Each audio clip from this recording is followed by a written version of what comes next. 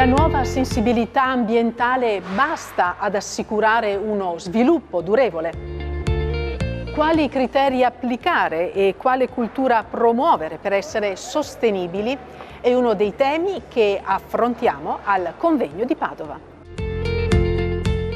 Viviamo in una società in cui misuriamo molto e i dati sono un elemento fondamentale.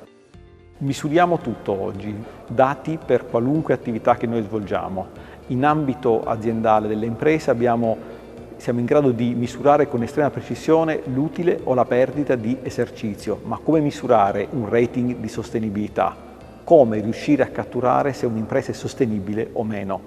Questa è la sfida e la domanda che deve essere affrontata in ambito scientifico e in ambito operativo.